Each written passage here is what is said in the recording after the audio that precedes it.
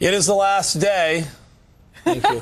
To get out there and get your votes counted in the race for the White House. What do the candidates need to do in order to win your vote by tomorrow? Thom Serafin's here with some insight. We were just talking about tomorrow, and you said, I still think there's going to be voter fraud. There's going to be some computer hacker. There's going to be some craziness. And you said that's the American way. Yeah, well, an American tradition. It is a tradition in America. Yeah. So do you think it's going to be decided tomorrow night, or do you think there's going to be some count and recount? No, I think it's going to be decided tomorrow night. Listen, if John McCain's going to pull this off, a couple states closed their polls at 7:30 Eastern Time, 6:30 our time. Virginia, North Carolina. He's going to have to win one of those. But he's got to win both of those states. Florida is on the East Coast.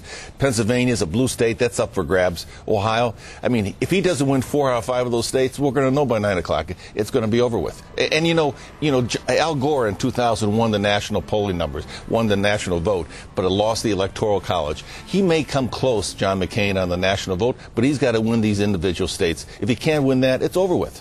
What do you do as a campaign manager at this point? I mean, as far as getting the candidates out, is there any way you can possibly get out there and sway some undecideds? Well, I think he's going to be in 7 or 8 states today, John McCain. Wow. Barack Obama's in 3 states. It's just exhausting. Big numbers, right? It's kind of on autopilot right now. So, I mean, both of them are going to do what they're going to do. They're going to run through the finish line. But listen, here's the backdrop to this election this time around. 75% of America believes the President of the United States is not doing a good job. 85% of America believe the Congress is not doing a good job.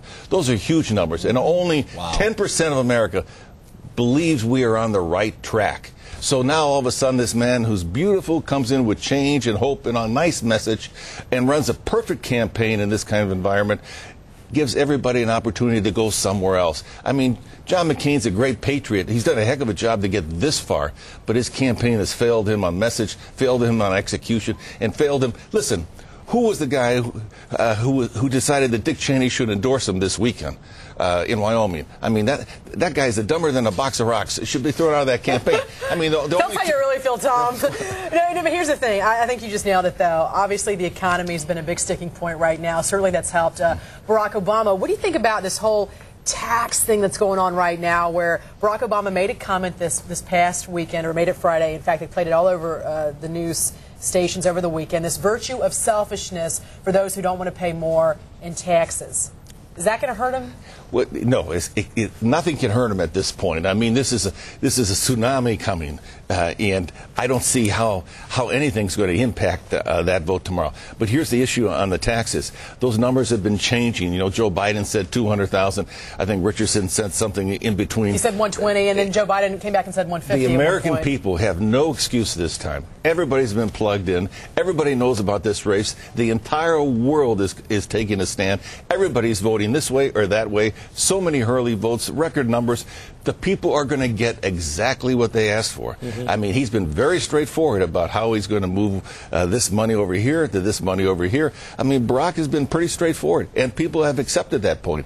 The fact that 40% of America doesn't pay taxes, in fact that 10% of America pays most of the taxes, I mean, those people are going to have to deal with things. I mean, the accountants are going to have a very good time in the next couple of years. I think the interesting thing to me is just how involved everybody is in this political process this year. There's going to be a record turnout as far as voters, and traditionally in the past, I was watching some of the shows on Sunday about the undecided voters.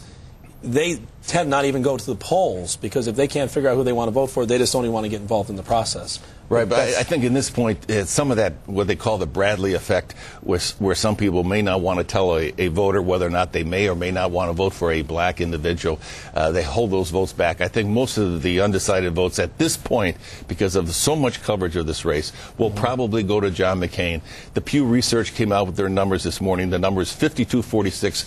If you split those undecideds right down the middle, I think they may go a little bit closer. It might be 51-47. Nevertheless, they have the race going to Barack Obama.